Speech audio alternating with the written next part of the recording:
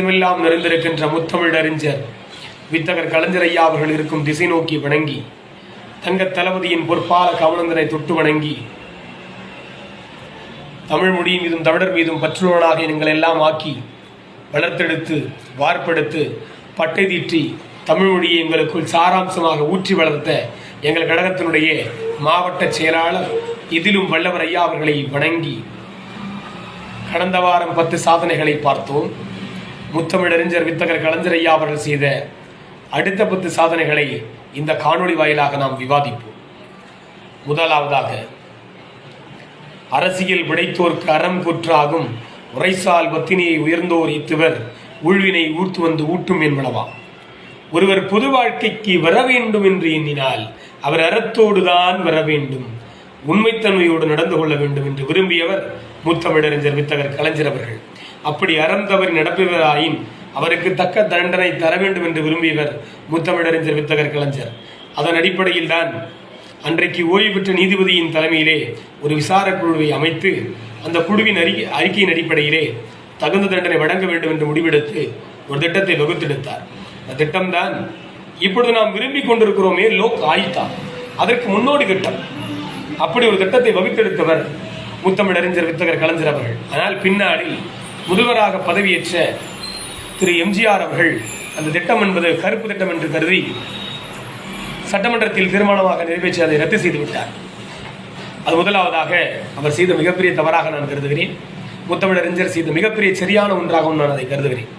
அதன் பின்பதாக, இரண்டாவதாக, இலங்கையிலே இந்திய அமைதிப்படை செய்த கொடூரத்தை தாங்கிக் கொள்ள முடியாத முத்தமிழறிஞர் வித்தகர் கலைஞர் அவர்கள் தாங்கிக் கொள்ள முடியவில்லை.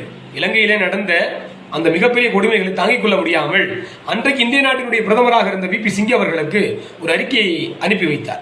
அந்த அறிக்கையை ஏற்றுக்கொண்ட விபி சிங் அவர்கள் இந்திய அமைதிப்படையை இலங்கையில் இருந்து தமிழகத்திற்கு இந்திய திருநாட்டிற்கு வரவழைத்தார். இந்த திருநாட்டிற்கு வந்த பொழுது எங்கள் தமிழகத்தின் முதல்வராக அன்று இருந்த எங்கள் முத்தமிழறிஞர் வித்தகர் கலைஞர் அவர்கள் அவர்களை வரவேற்க செல்லாமல் புறக்கணித்தார். அதன் பிறகு இரண்டாவதாக அவர் செய்தது. மூன்றாவதாக அவர் செய்தது, மொழியின் மீது பற்றி கொண்ட எங்களுடைய முத்தமிழறிஞர் வித்தகர் கலைஞர் அவர்கள் மொழியினுடைய தன்மையை எப்பொழுதும் பாதுகாப்பவர். அப்படி மொழிக்காக தியாகம் செய்தவர்களை மதிக்கும் வண்ணமாக மொழிப்போர் தியாகிகளுக்கு ஓய்வூதியம் அறிவித்தார். விடுதலை போராட்ட வீரர்களுக்கும் ஓய்வூதியத்தை அவர்தான் அறிவித்தார். இதுவும் முத்தமிழறிஞர் வித்தகர் கலைஞர் அவர்கள் செய்தது.